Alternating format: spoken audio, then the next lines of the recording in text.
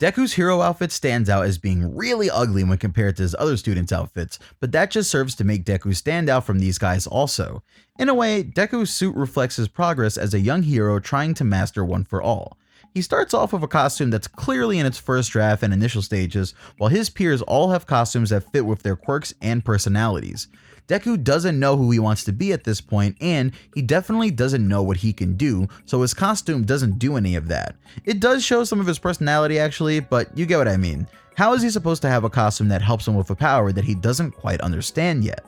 On top of this, his mom is the one who develops his costume, so it has a huge level of sentimentality to it. So I sort of understand why he wears such an ugly costume for so long. However, over the course of the story, it does get better and better. The version of the costume that we've seen for a while features a darker green jumpsuit with a metal face mask, big jackal-like ears, a utility belt, Deku's classic red shoes, and different types of protection like gloves and shoulder and knee pads. It isn't a classic outfit yet.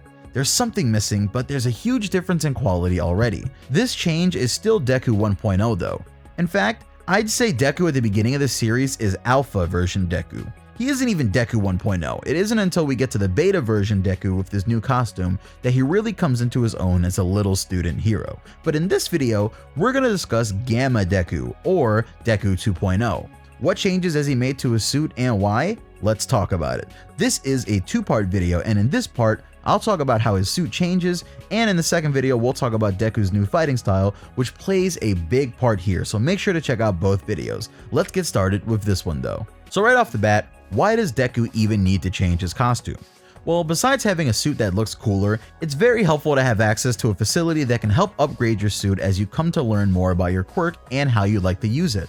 The support division in UA High is really good for this, and it's really cool that the students at UA basically get their costumes changed by other students who are only interested in maximizing the use out of these costumes that the heroes get. Our students are getting ready to take the provisional license exams, and because of this, they have to practice new super attacks so that every student has attacks that they can use to end battles decisively. Deku realizes that this means that he'll probably have to upgrade his costume so that it can absorb more shock without injuring his arms. So he, Tenya, and Ochako go to the lab to figure out what possible upgrades they can all get.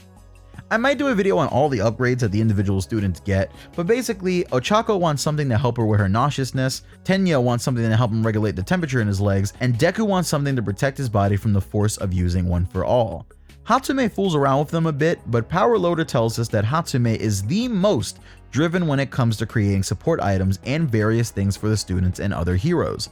It's more than just a hobby for her, it's an obsession. She's always in the lab working on something that nobody may even ever use. She's sharpening her skills so that she can learn tons of things that'll be useful to anyone. She's a real jack of all trades, and even though she's an eccentric character with some pretty weird personality quirks, she's definitely lovable for her attention to detail and mastery of her craft. She tries giving Deku a powerful mechanized suit of armor, but this doesn't really go over too well. After a while, Tenya tells her what he needs, and her option for him is quite simple. If he needs to regulate the temperature in his legs, then he can just use his arms. She puts engine gauntlets on him and they send him flying through a wall almost, but the message gets across. It's played for gags here, but Deku actually sees this and hears what Hatsume says and has an epiphany. All Might tells him that he idolizes him too much. He tells Deku that Deku needs to find a way to make his power his own, and even Gran Torino pushes Deku to be more creative with his use of One for All, since he's pretty rigid with following in All Might's footsteps almost exactly. Deku repeats what Hatsume just said to Tenya in his head, and he realizes what he's been doing wrong. Deku has been using One for All like it could only be used for punches, but actually, why couldn't he mix in kicks as well? If his arms are damaged and he needs to use them less, then instead of over padding his arms and risking losing them, he should just add kicks into his arsenal, and he'll have an entirely new way to fight. This way of fighting is called One for All Full Cowling Shoot Style, and it's actually called that because Deku literally shoots himself into the air with quick movements and kicks the holy hell out of things and enemies. But this isn't possible without a new suit upgrade. You see, if Deku started kicking things at high velocity, he'd just ruin his legs like the ruined arms, but with a suit upgrade, this isn't necessarily the case. So what changes? Well, Deku gets gloves that actually extend almost all the way up his arms. At first, I didn't actually like these all that much, but they definitely do add a nice visual change to his costume, and they keep his arms more or less safe, so they're pretty cool. This also isn't the last upgrade that Deku's going to get to his hands and arms ever, and that future upgrade is also pretty cool. Deku thinks to himself that Full Cowl is an ability that speeds up and powers up quick and nimble movements. By using tons of power when he's making pretty small movements, he can move very tactically and quickly. So instead of trying to hinder that with more padding and support items, why doesn't he just focus on that nimbleness and explosive power output? This is what leads to the biggest change in his suit, and that's his Iron Souls. What do these do? Well, first off, they're metal armor pieces that go over Deku's legs and feet, so already on a base level, this suit offers more protection for him, but you don't know about the genius part of these legs yet. You see, Deku's new gloves have supportive spikes inside of them to help absorb force for his punches, but his leg changes do something different while actually doing something similar. The magic really happens near his shoes, so let's talk about how they actually work. You see, Deku kicks something with a ton of force using One for All. This force does a certain amount of damage, sure, but what if Deku could kick twice with the same leg in the same amount of time? That's exactly what the Iron Souls do. When Deku kicks something, the bottom part of his Iron Souls actually retracts due to the force generated by the impact of the kick. This blowback actually lessens the load on Deku's legs by countering some of the force that he's using, allowing him to use even higher percentages of One for All full cowling in his kicks, but it isn't just for show. The Iron Souls retract, but they also snap back and come forward with a ridiculous amount of force. Basically, when Deku kicks something, it's almost like he's kicking them with small explosions, which is awesome, because his shoes retract and hit the thing again with another short explosive burst of power. Hatsume thought of these shoes, and they enable Deku to kick large boulders and rocks and almost completely destroy them, so imagine what it would do to a person. This is why this suit is such a major change for Deku, because Deku's finally in a place where he has the freedom to fight how he wants without injuring himself. And that's all thanks to Hatsume.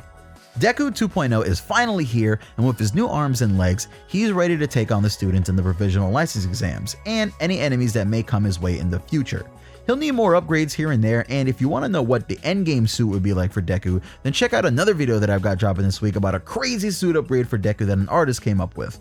One big question that I want to answer quickly before we end things is, why doesn't Deku use the same material that he uses for his legs on his hands and arms? The answer for that, I think, is that while these metal boots and legs are definitely useful for his legs, they wouldn't be too useful for his arms because they'd limit how he's able to throw punches and move with his arms.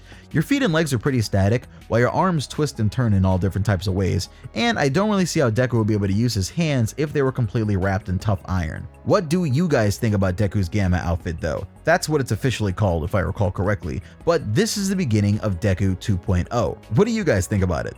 Let me know in the comment section below, and if you enjoyed this video or found it informative, kick that like button with a shoot style smash to let me know. You can also hit that subscribe button to join in on all the fun that we're having here, and hit that bell icon to become a member of my League of Notifications, which is an awesome group of folks that gets notifications whenever I upload. I've got more coming your way this week, so be ready for it. Make sure you check out the second part of this video, which is the One for All shoot style explained video, and I'll see you guys there. This is Pineapple. Peace.